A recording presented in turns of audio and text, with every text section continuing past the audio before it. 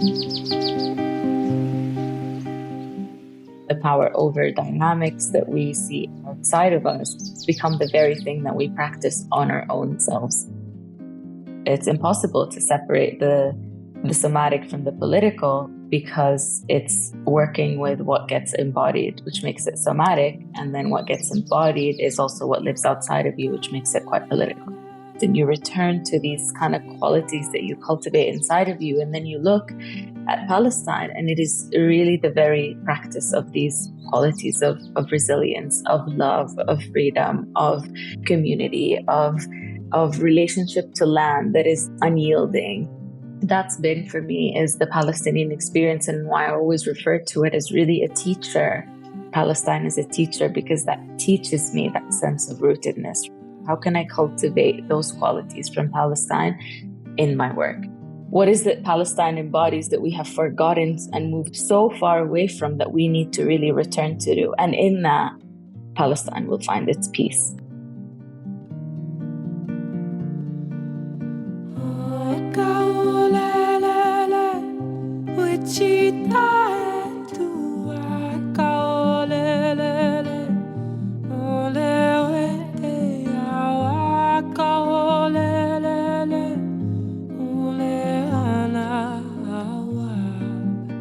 Welcome to the Rooted Healing Podcast, where we heal and connect our inner and outer landscapes.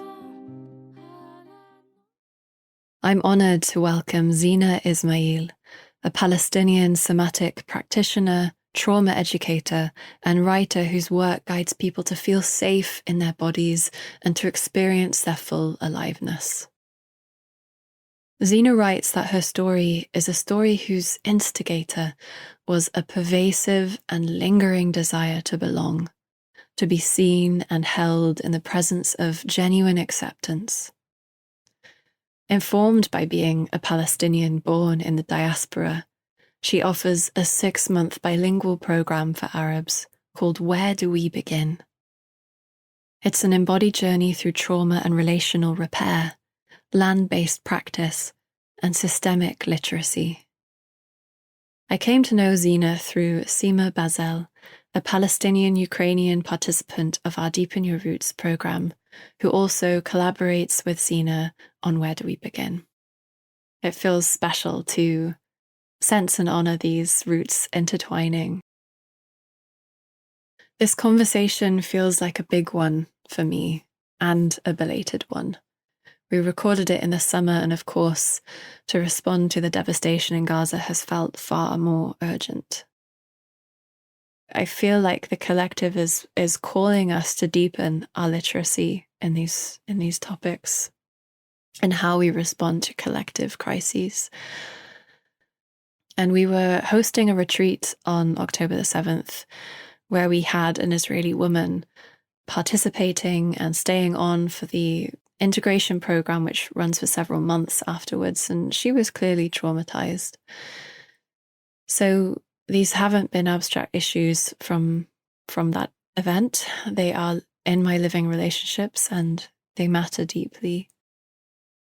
I want to hold tenderly both truths at once, that the suffering of one people cannot justify the oppression of another, and that liberation is bound together.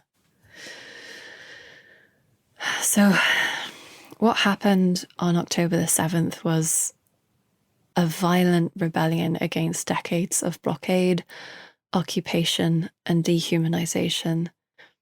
I can feel that kind of terror in my own body, because years ago, when I lived in Paris, I was caught in a terrorist attack.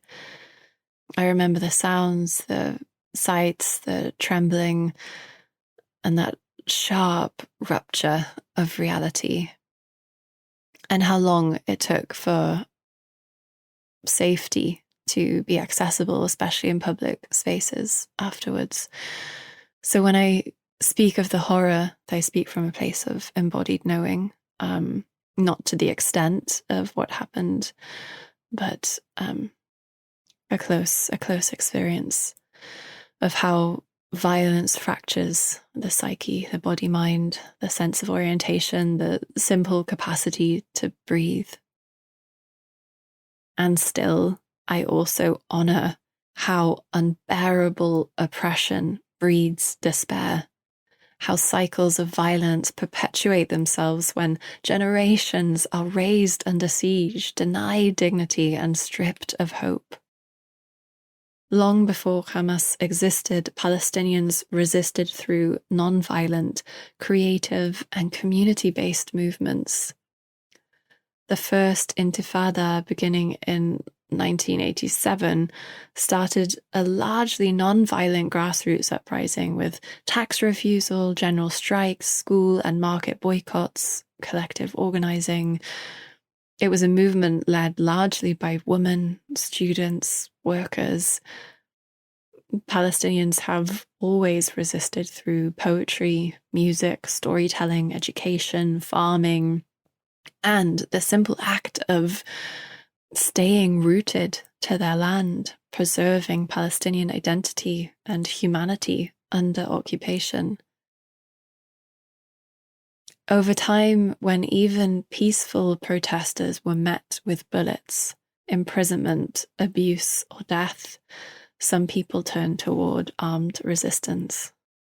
So when I say the events of October the 7th were both terror and rebellion, I mean they were born of unbearable pressure, of generations who have never known freedom, who live under siege, who've watched their families and neighbors killed with impunity. Violence breeds violence. It's the language of despair. And I want to name this too. I hold deep fear and distrust of all radical religious ideologies, whether Islamic, Jewish, or Christian, when they claim divine justification for violence, for superiority, for dehumanizing others. Being pro-Palestine definitely doesn't mean being pro-Hamas. But it does mean standing with a people whose lives have been stripped of dignity and whose stories have been silenced. So if you are Jewish and listening, I want you to know you are welcome here. Your fear and grief are real and sacred. Anti-Semitism is real, dangerous, and completely incompatible with justice or liberation. Holding solidarity with Palestine can never mean denying Jewish safety or belonging. I believe we can stand for Palestinian liberation and Jewish safety. We can hold compassion for all who are traumatized by this cycle of violence. What I hope this episode invites is widening our capacity for bothness to see that trauma, occupation, grief, and resistance are all happening in human bodies, in nervous systems, in families who love their children. Zeena's work, this politicized somatic lens, helps us trace that reality in the body, to hold grief without hardening, and to act from integrity rather than ideology. And that's what I hope for here, a deep reckoning with how we show up for justice while keeping our hearts open. I hope I have done justice to my truth and to this remaining a welcoming space of safety and belonging. And if I haven't, I welcome your feedback. And I just want to encourage us all to call in with tenderness, with connection, because the shaming that has also been happening, I think, really isn't the way that we call into a union.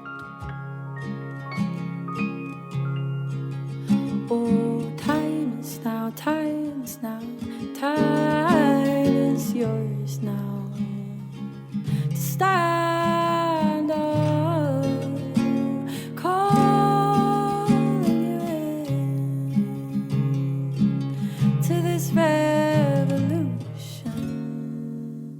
of love. And quickly before diving into our conversation, I'd love to say thank you. Thank you to listeners new and old for your patience as I took an unplanned pause from producing and releasing episodes. It was needed, and it is now so wonderful to be back. And we're also now enrolling for our third cohort of our year-long program, Deepen Your Roots, which acts as an incubation ground and a compass towards a more beautiful world, asking, how do we heal uprooted, disconnected selves and societies? It's a deep exploration of place, body, spirit, and calling, nourishing your participation and leadership in the great turning. Enrollment is open now, and the program begins on Imbolc 2026. And for this next cohort, we're leaning even more fully into participatory relational learning, because we're aware of the lecture-heavy formats that can dominate online programs.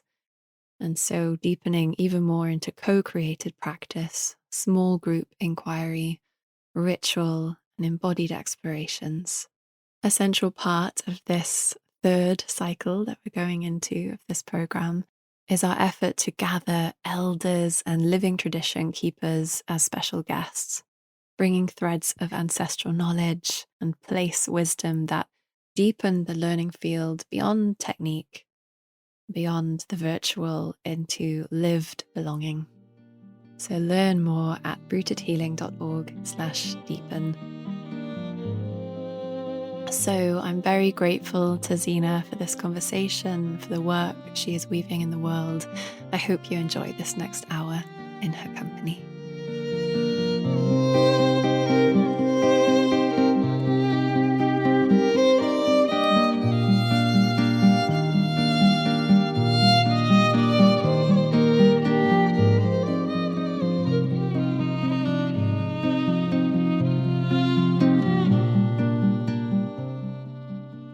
My name is Zeena. As you know, I'm Palestinian, born in the diaspora. And I speak to you today from Jordan, just outside the balcony there. On a clear day, I can gaze into my homeland, Palestine. I come to you and I share this as a Palestinian first and foremost, because really that's the place that shaped much of my experience, really the teacher that shaped so much of my inner and outer world in form of, my identity, the ways I vow to resist, but also in the quieter ways of how I can, reconciled with this sense of belonging, resilience, love, community. Palestine is everywhere today, as it should be and should have been, in its latest and bloodiest chapter of an ongoing genocide. I also want to really speak to something that's not often really associated and away from the gaze of the Palestine through the gaze of the colonizer. But really, Palestine is the culture, the essence. It's rich with the intricate flavors, the motifs. And recently, because it's summertime, what's speaking to me most these days is the Palestine of summer fruits, particularly the figs, the watermelons, and the mulberries. I love them. And the flat button peaches also. And it's really where I've been meeting her these days. It's just kind of been like this sort of sweet rendezvous through these fruits. That's her.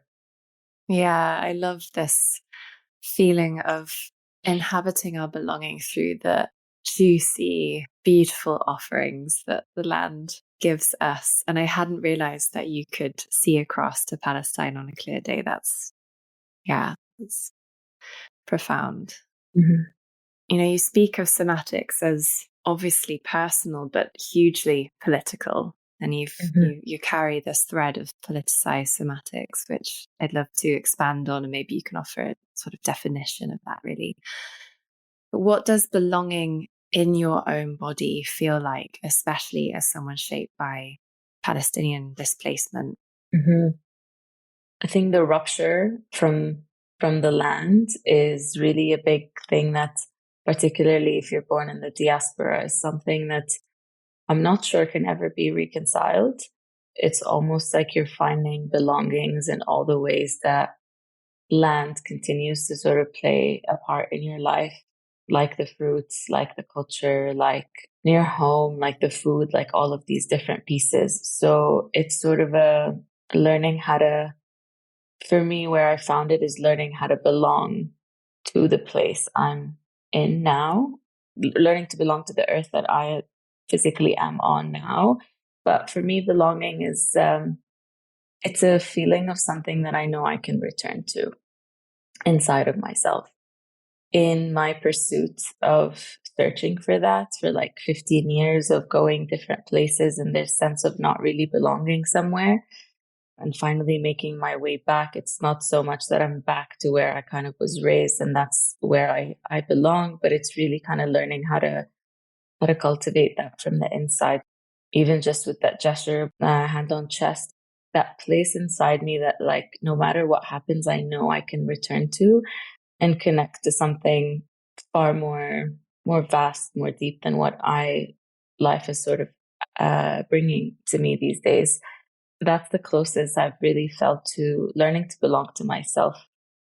My journey into somatics, it came quite naturally in the sense that how my life unfolded led me to this place where I turned every rock and then there's this piece that was continuously missing and it turned me back to my body for answers really. So let me start by what really what is somatics. So somatics comes from the words soma, and soma being the being in its wholeness, and wholeness being mind, body, not so much as separate beings, but really as one entity, so your spiritual, emotional, thinking, feeling self, and really that lives inside this body vessel that we're in. To me, it's not so much a modality as much as it's really a way of life, of turning towards yourself with a sense of curiosity and from a place of unwavering faith that there is nothing that the body is sort of communicating is proof that is something wrong or broken, but a deep call from within for you to turn around and listen. I've long let go of this, couldn't find a better term, right? But I've long let go of this idea of healing as this thing that we have to do. And there's a not healed and healed, but rather really this relationship that you cultivate with yourself. And that's where, for me, the relationship with somatics started. It's like cultivating that relationship with my body of I'm here and I'm here to listen. And how do we nurture it in all the ways that you would nurture a relationship? I want to get to know you. I want to have fun with you. I want to support you. I want to hold you. I want to be held by you. And it's been that unfolding for me is somatics. Obviously, it's a big umbrella, and underneath it lives many, many different ways. And particularly when we speak of trauma, I practice somatic experiencing, and just going into the body doesn't mean that you're going into sort of a trauma repair kind of area. Whereas with somatic experiencing, that's sort of I would say, modality of trauma integration. And that requires different nuances and different ways, but really still anchored in it's not of how do we heal trauma, but how do we cultivate a safe relationship with the body. And from there, it does the healing itself.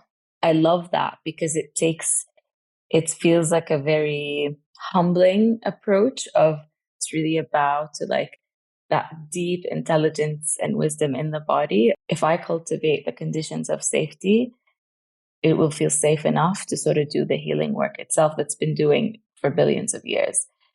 Yeah, I love that. I really hear this unwavering trust in the intelligence of the body mind. Speaking with you, there's this real proximity to people experiencing genocide and war, and there's this sense of that level of non-safety.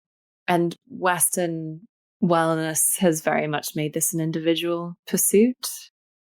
And so how do somatics for you, even though it's this huge, deep trust in the body we inhabit, but how is somatics for you a collective approach, a political project, so to speak? Yeah, I think it's two things. First, in the approach itself, I find it quite a decolonial approach from the inside out, because you're moving away from power over your body to powering with it.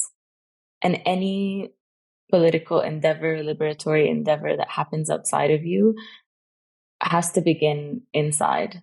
And so that for me is the first piece of what makes it so political in that way, because you're learning how to deconstruct first and foremost with your own psyche, with your own body, with your own soma. Whether it's how you approach your own symptoms, how you approach your own narratives, how you approach your own anything that sort of your body is communicating. There's that. There's the piece I was mentioning earlier, which is the sort of the humility of collaborating, let's say, with the body, of create the conditions, I trust what's possible, and it's this back and forth conversation. All of that to me is what makes it quite political in the experience of it. And then the second piece, which is what the body holds. And when you're working with the body, when you're working with trauma not being what happened, but being how the body learned to cope with what happened, what it embodied in terms of patterns, behaviors, ways of being, posture, all of these different things.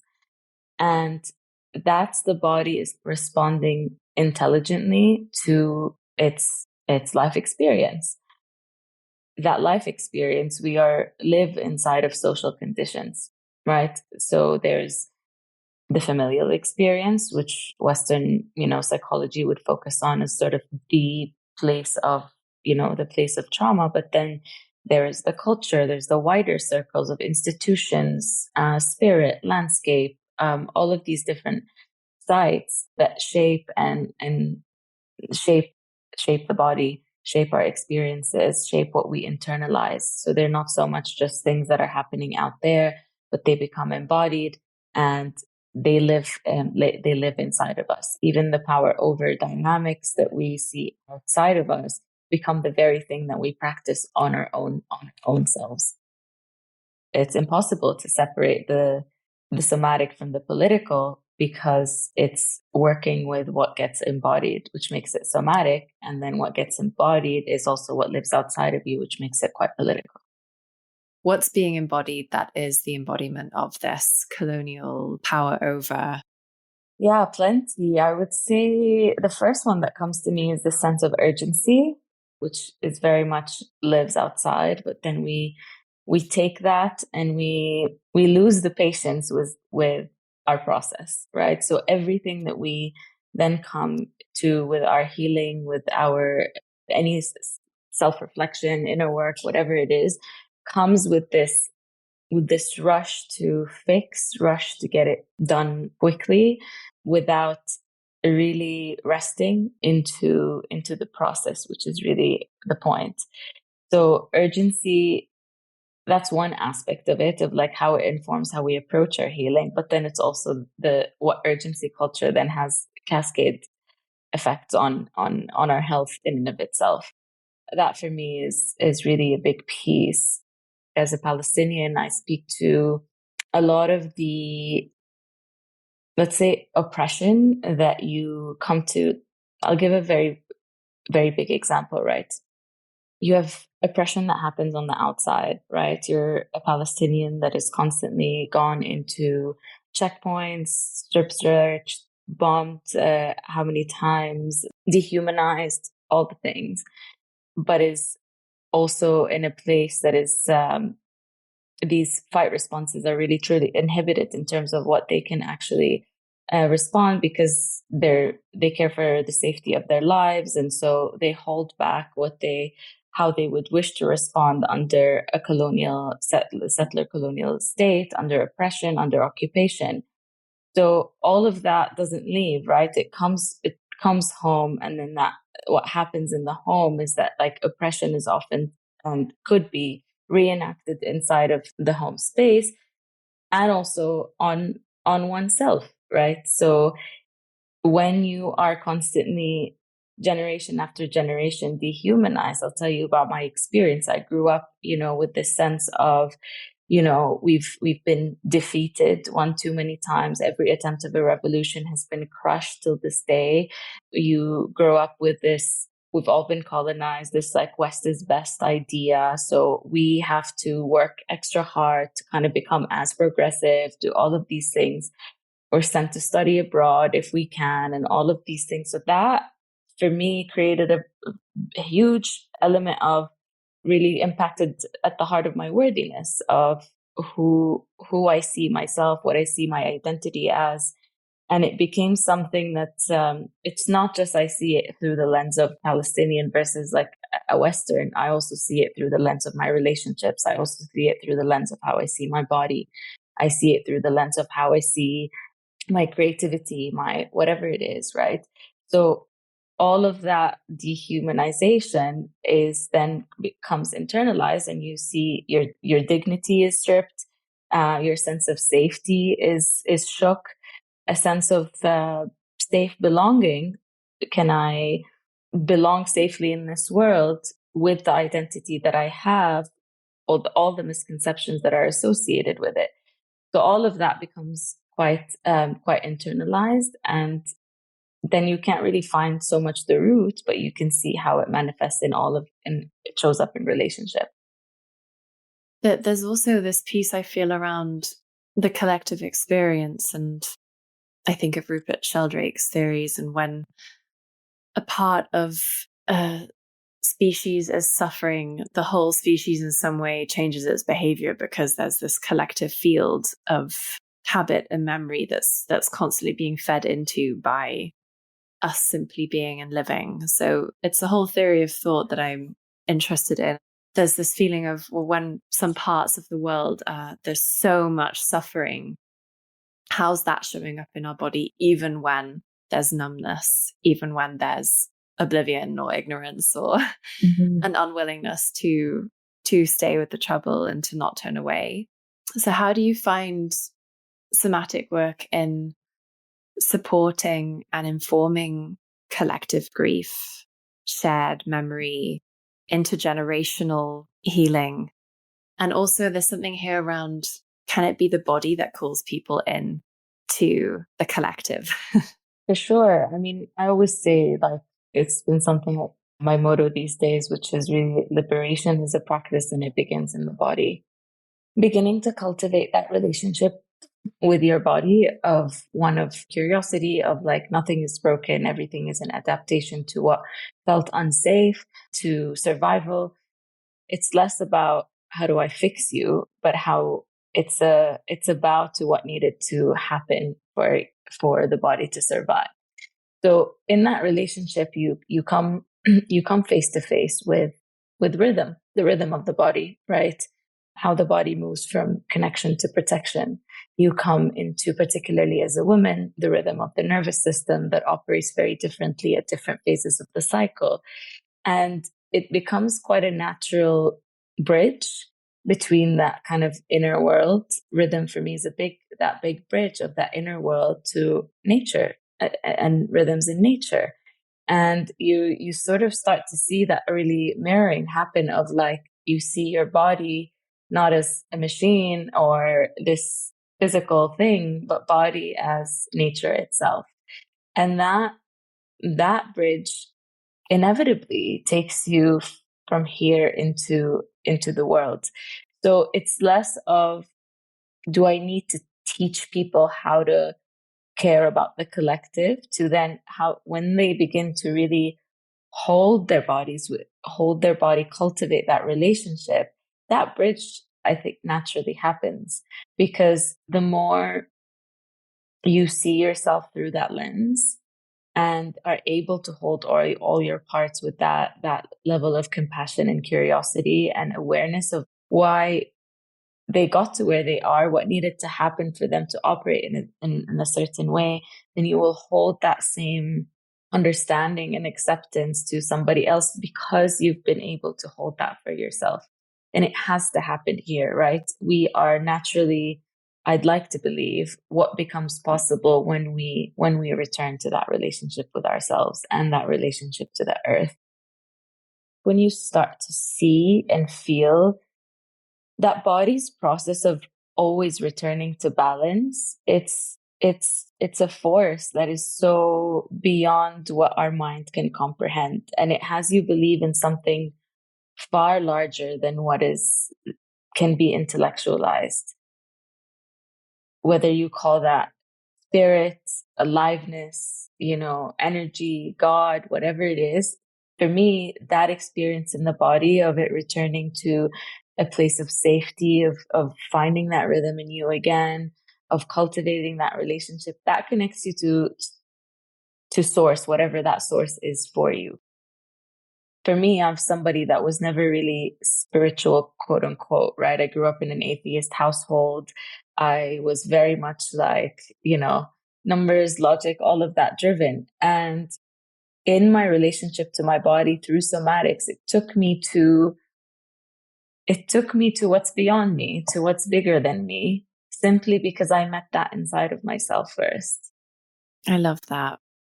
I didn't mean so much to also take you away from where we also could have gone, which is like staying in Palestine and what that experience has been like for you and for so many. And I know that you also work with people moving through the trauma of what is going on.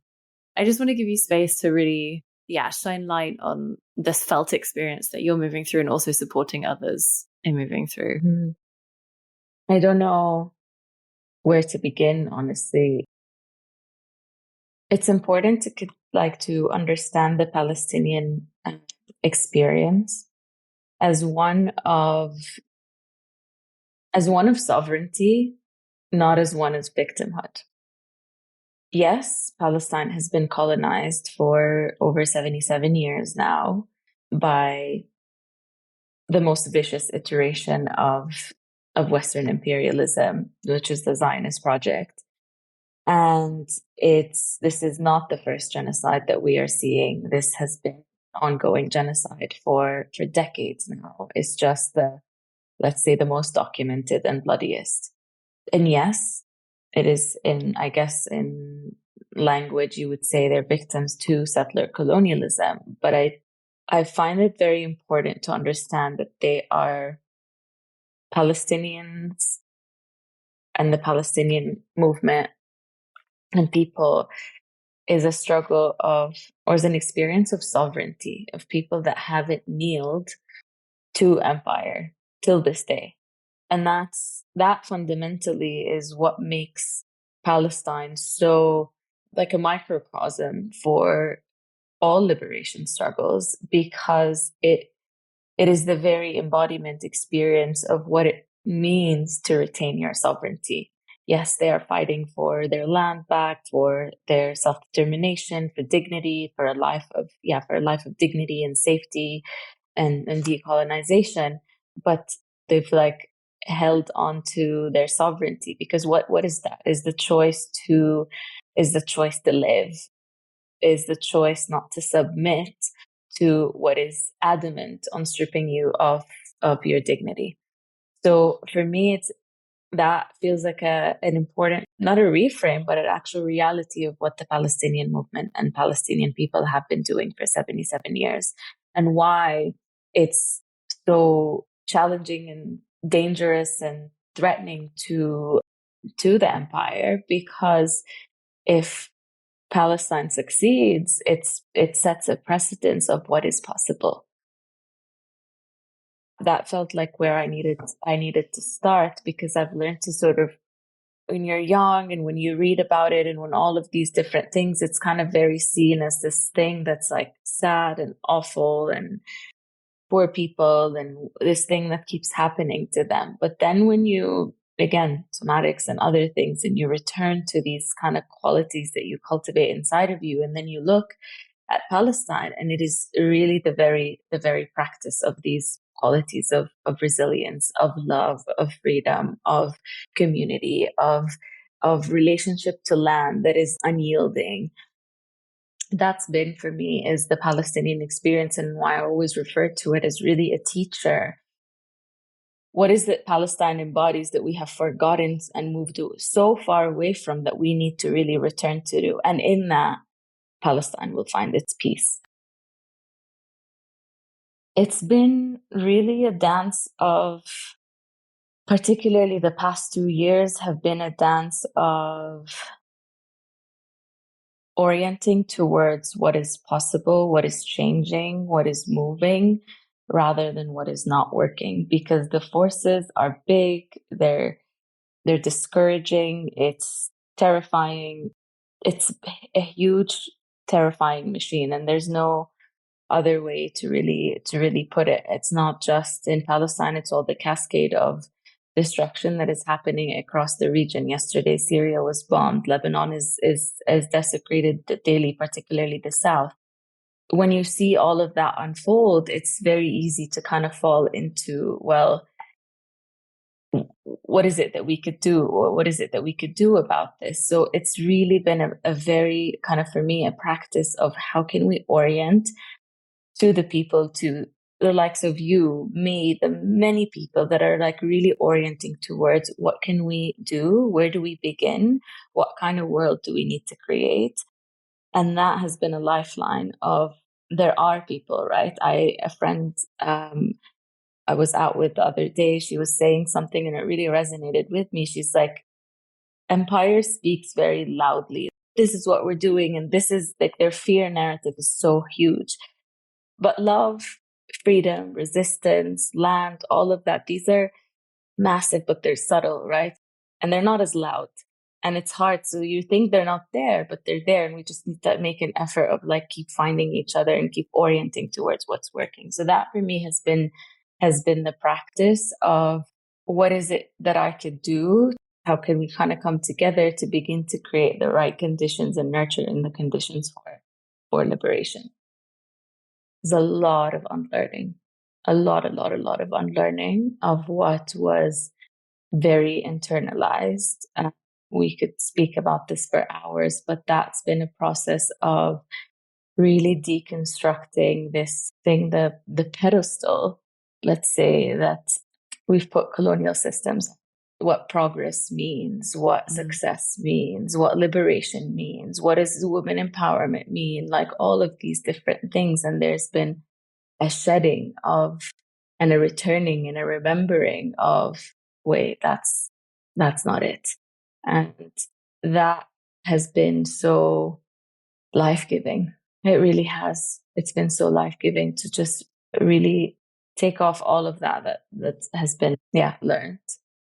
A big thing for me also was this very important piece of really weaving together the work of decolonization from a trauma lens of what gets embodied, what needs to be unlearned, returning to relationship to land, indigenous practices, all of these different things, but also the political aspect, right? The political movement, the systemic, like political clarity. And that is often really missing a lot of spaces, because it lands us in a place where we think we're doing a resistance that feels good. Yeah, it's hard. It might challenge us a little bit because we're unlearning certain things, but it doesn't actually move the dial in the way where a genocide ends. It's still ongoing till this very moment we're speaking.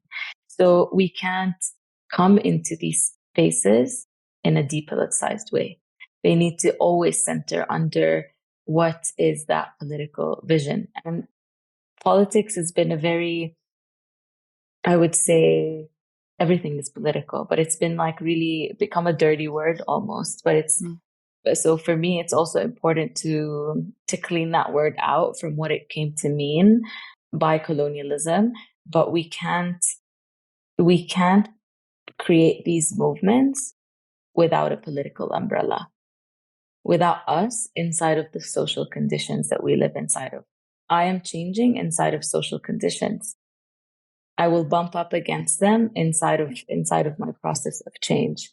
So that for me is really important, that we never speak about Palestine without that lens, because it becomes, okay, beautiful, it's important, the trauma work is important, the land-based work is important. But what's really important is the political liberation as well. So that's been very much like an anchor for me of making sure, and how my has shifted.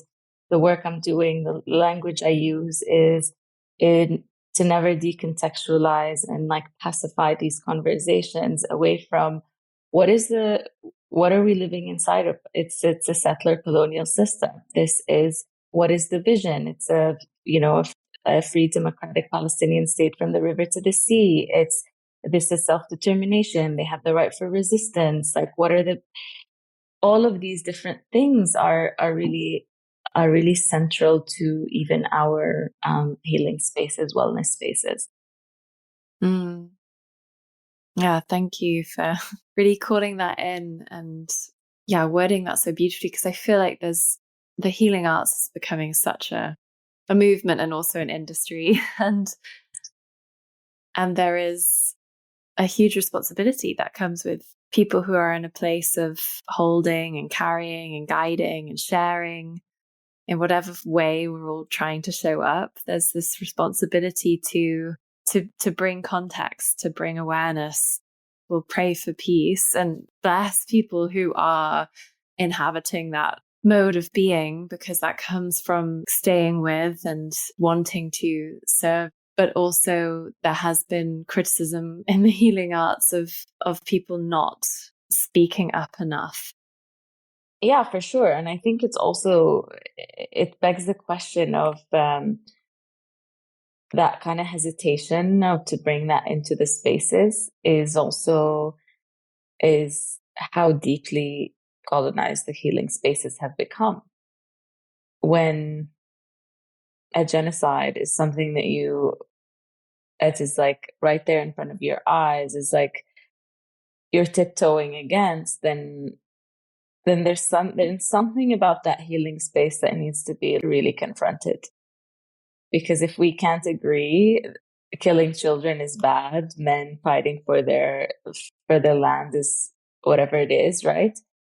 Then that hold on our tongue, on our voice, is also, I think, a big shadow in the healing space. It's like, oh, we can't speak about this and whatnot, and then it's like, but who?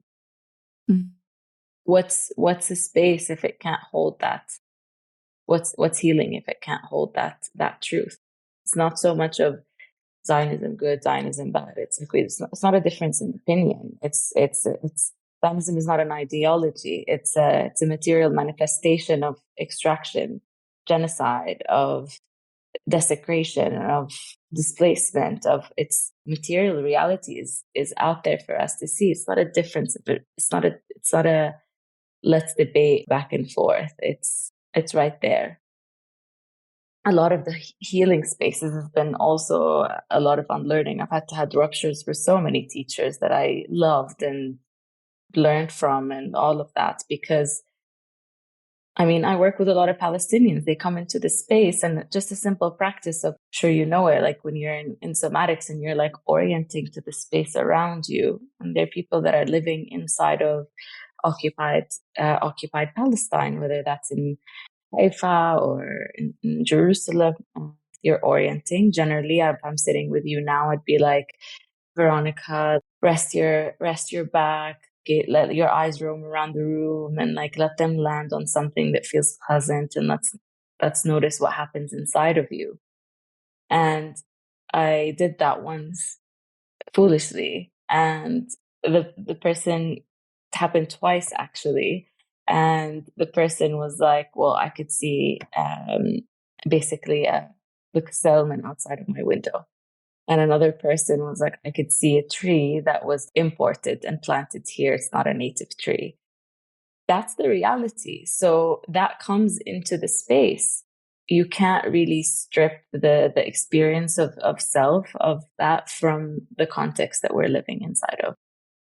Yeah. And I felt really confused the first year following October the 7th, I felt really confused in how to show up as rooted healing.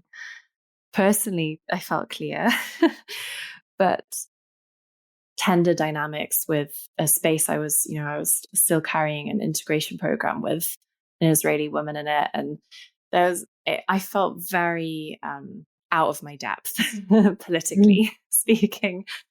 There was a lot of shaming And it became this really hostile place that I had to completely step away from social media and feel my care and my love move in other ways, basically, which it has. No, but I really appreciate that, because I don't also, it's easy to come into a space of like, you should do this and you should speak that way. And I was like that at the beginning, right? But I also, how can we create spaces where that process of learning is held and possible? I'm more interested in somebody that's like, okay, there's an opening here, and can I kind of understand that what that unfolding requires, and how can I support you in it and whatnot, versus you need to be ready to have that argument, because we have to contend with the fact that the role media played, the lack of awareness around what's been happening, the narrative that's all of the around the resistance, around Palestinians, around Gaza, around all of these different things. So I understand that. I think the important thing is there's incredible Palestinian people that are doing that job of educating. I also think it's a personal responsibility to find the spaces that can, if somebody has that opening, is that what is my responsibility here to learn and equip myself and find my way? Because one, the burden of education can't keep falling on basically the Palestinians, and also, can we have like both can be true? Can we also have the leeway to understand that there is a process of unlearning that people go through, and that's okay. And you will fumble. I fumble. If I might sound a little bit more, have my back straight and I'm speaking to you, I can say this, but bring a Zionist in front of me and my whole body is like already activated. Things that I can't comprehend start to happen because I am moved, I am angry, I feel perhaps in some way overpowered. I feel like I have to justify, and it's that whole process of how can I hold myself in a way that's so rooted. Again, Palestine is a teacher, because that teaches me that sense of rootedness, right? Of how can I cultivate those qualities from Palestine in my work, in these confrontations. All is to say, I think it's to also normalize these reactions, normalize that it's a lot. It's a lot, and you're not up against something small. You're up against something that has been supported and funded, and then it hits on your sense of belongings and attachment and what you lose and all of that. These are the strings they play on, and if you crumble under it, so many people kind of just go quiet. And this is where, again, we need to keep finding each other, so that there's somebody to hold us when we can't hold ourselves, so that we are stronger together in facing that. There's a somatic practice by Stacey Haynes, which is like really, which I love, and I always imagine it's push away. It's like learning how to say a no collectively. There's our no that's individual, but there's a no that we do as a whole people. And when you feel that, really like just feeling that at your back, feeling that with people next to you, it's not me and only me that has to like stand up against this thing. It's all of us. It's all of us together, and it's all the people that came before us. For me, again, that's the bridge of where Somatics comes in to help us embody these things and really practice and center into community. So we face, and also have a lot of compassion and understanding when we go into these spaces and get scared, shut down, freeze, can't hold ourselves in it. And again, go back to the question of, what do I need? What does my body need? So the next time this happens, I'm more with myself. And then the next time I'm more with myself a little bit more. And the next time a little bit more. It's not perfection, but really the process of how can I continue to nurture these qualities inside of me. Yeah, I deeply appreciate that response. And I feel this clarity that I really appreciate sitting with in your company. And so there's something you recently shared about shame. And shame came up a lot in this initial kind of oh gosh, how do we all show up right now? And there was a lot of numbing and there was a lot of avoidance. And maybe you could speak to shame, and especially in terms of the somatic, what shame really is, and how do we transmute shame into embodied, meaningful action without bypassing it or creating a wall of numbness or othering. It can create so much more division. For me, what helped me a lot is to understand shame not as an emotion, but more as a mechanism that kind of inhibits your emotions and sensations.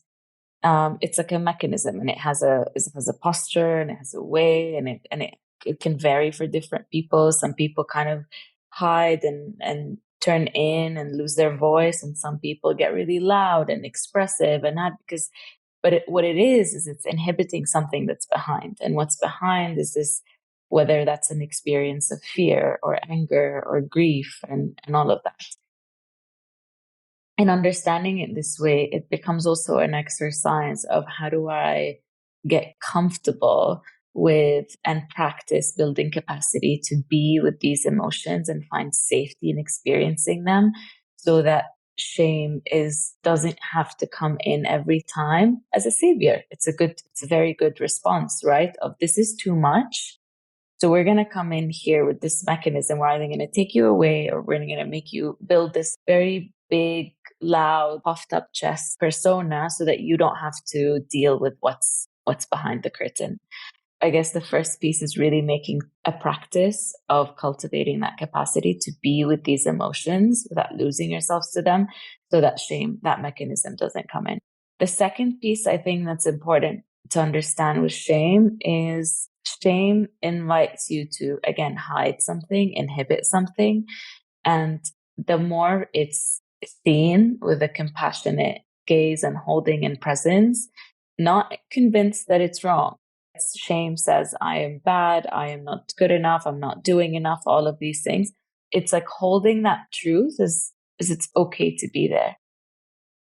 Really holding that. And that often brings up a lot of grief, because it's, these things that we believe about ourselves. Like I see that as a big thing of like, really, how do you blend with it in a way that doesn't try to counter argue it?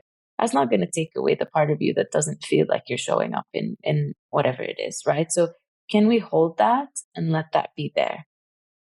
In that seeing, in that kind of taking the light, and that part of us that feels that they're bad, that they're wrong, that they're not enough, that they can still find connection in that begins to sort of really disintegrate a lot of shame. That I can be wrong, or I can be bad, or I can be that, and still have connection. Somebody can still see me and still be there with me. That for me is really powerful, and it can be done alone, and it can be done in groups. Of can we hold that and without trying to convince it that it's wrong. And that takes us then to the place of this, really a place of accountability. Maybe there is something in me that can show up a little bit better. Or maybe it's taking responsibility and accountability where I have caused harm. I think a big piece as well is to also separate from what is mine and what is systemic. Because I'll speak to you here. I'm in Jordan. I live under an authoritarian regime that has been crushing, not only has been complicit, but has also been really, really crushing all sorts of uprising, any Palestinian voices. It's shameful. But I can't carry the burden of a regime on my back as mine. But there is shame there. I live here, a Jordanian passport. I'm part of this country. It's really learning to also understand where a lot of these systems, authoritarian, imperial, all of them, they swim in the same pool. Is like how do they offload their shame onto the people. And it's on us to begin to sort of really separate between what is systemic and not mine. It's not my responsibility to carry that, but it is my responsibility to feel, to notice, to heal that, to take responsibility, and to show up and to take action in the way that is possible within the parameters that I exist in, or whatever it is. these for me are very important pieces to shame. And I find a lot when I work as well with Westerners, it comes with privilege, it comes with being white and all of these things. But it's also, where does the responsibility lie? It's not who's to blame, but what is my responsibility now? And if I'm in shame and I inhibit it, I'm not benefiting anyone, not myself and not anybody else. But if I can hold it, I can feel it, and then I can take responsibility and accountability, that for me is a lot more constructive. Mm.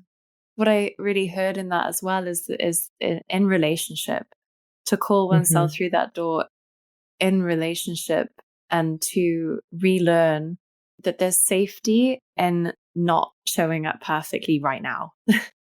There's safety and there's a way to explore how to deepen and how to stretch and how to grow. Yeah. Because shame is relational, and it's seen through the gaze of somebody else, through the world, or even through your own gaze towards your own self. And and that's why there's so much power in it being just like named and acknowledged, not convinced that it's wrong. You can still hold that connection.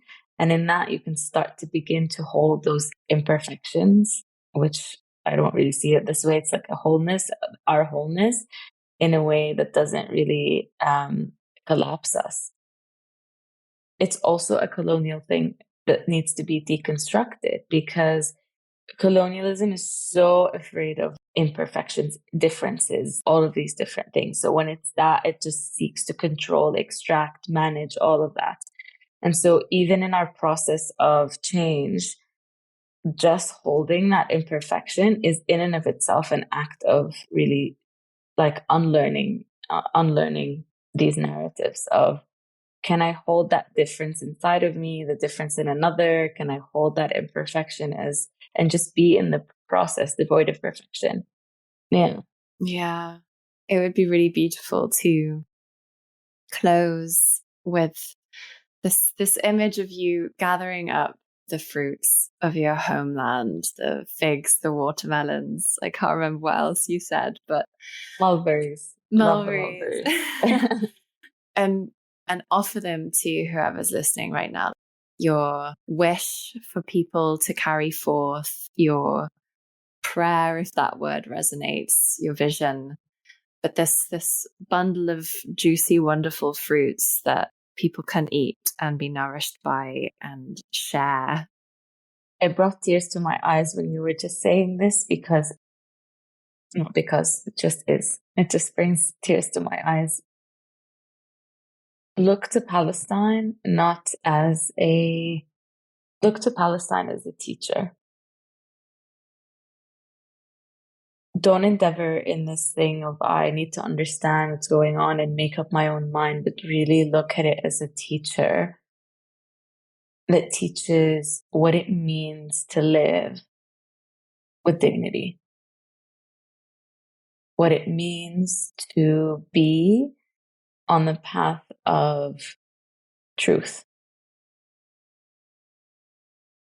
what it means to love so deeply and to let that move you and not crush you.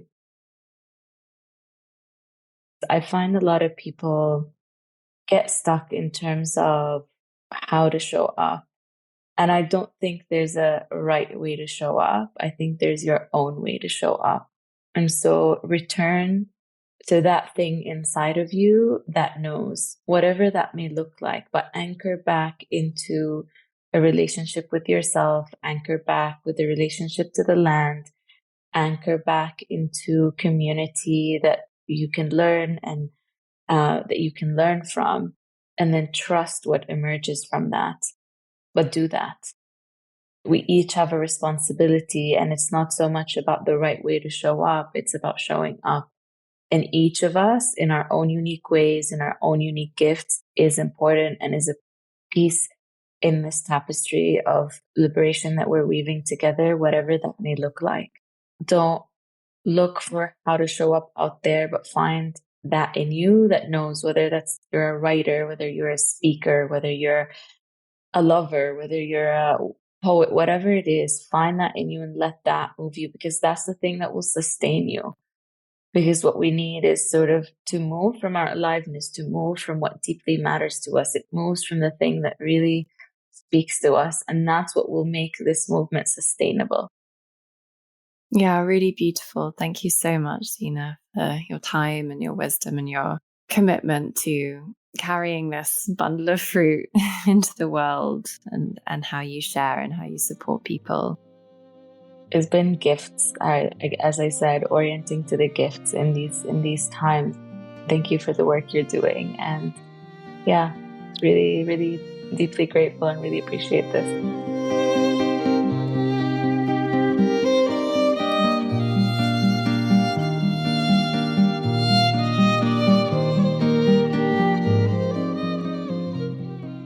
Thank you for being here with the Rooted Healing community. Head to rootedhealing.org to learn more about our work and to join us at a gathering or on a course. All healing, tending, and connecting our inner and outer landscapes. We offer safe and integrative psilocybin retreats, ancestral immersions and pilgrimages, and online programs in animistic, embodied deep ecology. Visit patreon.com/rootedhealing to keep these conversations in your ears. Thank you so much to all who are already inhabiting that space. You can also help spread these conversations by rating 5 stars, subscribing, sharing, and reviewing. Thank you. The music in this episode is from May Bird and Bonnie Medicine. I'm your host, Veronica Stanwell. Thanks for listening.